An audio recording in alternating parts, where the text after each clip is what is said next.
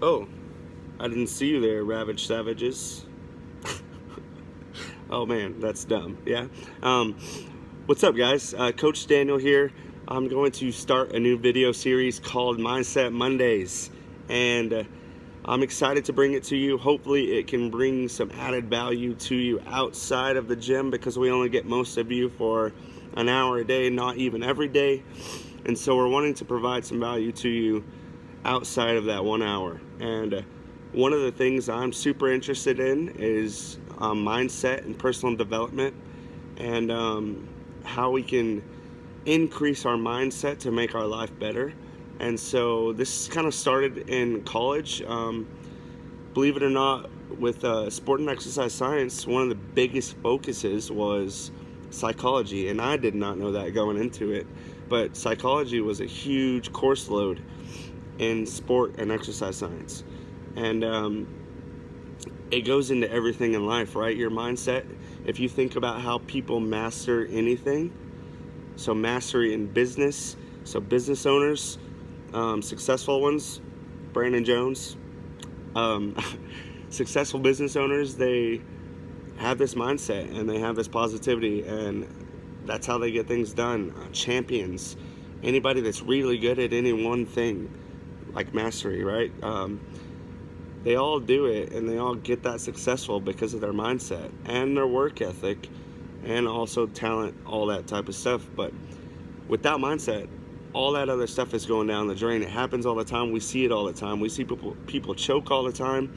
We see people in competitions not able to lift what they lifted in training 2 weeks ago because they're scared, they're lacking confidence, all that stuff. So this also goes just into our daily life, right? So it could be an interview, it could be meeting someone that you haven't seen in a long time and you're nervous about it. Anything that's making you nervous that you want to perform well at, mindset helps.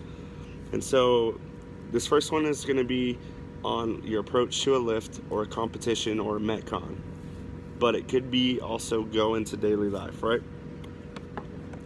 So positive self-talk is the first step. Step 2 is going to be imagery and visualization, and step 3 is going to be your approach and habits you create. And so positive self-talk, that's just how it sounds. It is removing all doubt or ways out. So words like try, it's a terrible word. It's a terrible word. It sounds nice, right? Like, I'll try this. And sometimes in truth, if you're being truthful with it, then it's okay. But try not to use that word, and I just did it right there, right? So even me, I got to work on it all the time. But don't try to not use that word. Just don't use that word, and make that lift. Tell yourself you're going to make it. Don't say, I'll try to make it, because what that does, even if you're not consciously aware about it, it creates doubt in your subconscious, even in your conscious. So as soon as you go to doubt right before you go to lift the bar, if you give yourself a way out and you doubt yourself, it's not going to happen. Sometimes it could, right? But why not optimize it and get on top of that aspect of it also? So it could be even, man, I'm nervous about this interview. It's going to go terribly. I'm not going to be able to do it. Whatever. You got to change that mindset, right? You got to tell yourself positive things. Write it down. Read it to yourself. What story are you telling yourself when you're doing things that are important to you? That's a big one. Step 2 is going to be imagery and visualization. Anytime I'm going to approach a big lift or a competition, I sit down, close my eyes, and I think about how it's going to go. The best possible outcome and whatever it is in life that I want to do good at. So this is big on barbells, and it's big on competitions and Metcons. Think about how it's going to go. Think about how your body's going to feel. Make yourself feel good. Make yourself complete the lift in your head, right? Find some good imagery and visualization. Step 3 is going to be your approach to the bar and like a habit you might create, or your approach to a competition.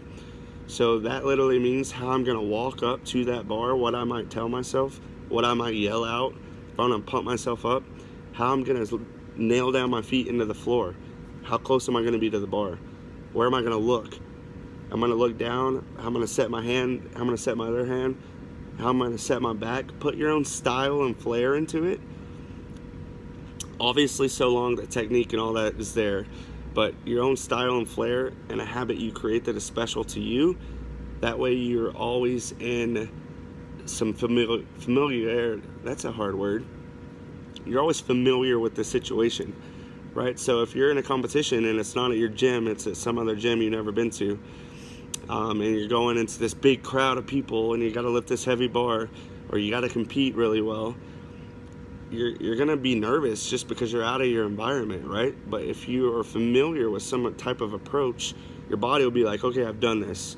I've been through this before. I've lifted that bar before a million times.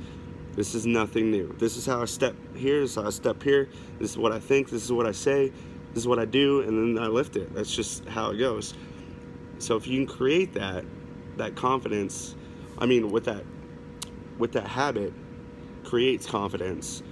And then you're just competent at what you're doing because you've done it a whole lot, right? So that's 3 ways to increase your mindset in the gym every day, or even in any big event you have in your life.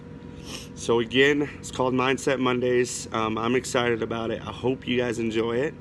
Bear with me on my talking and speaking because I'm terrible at this stuff. I hate it. I hate videoing myself. I hate hearing myself talk. But hey, I'm stepping outside of my comfort zone, and I hope it helps, and I hope you guys like it. Cool. See you at the gym.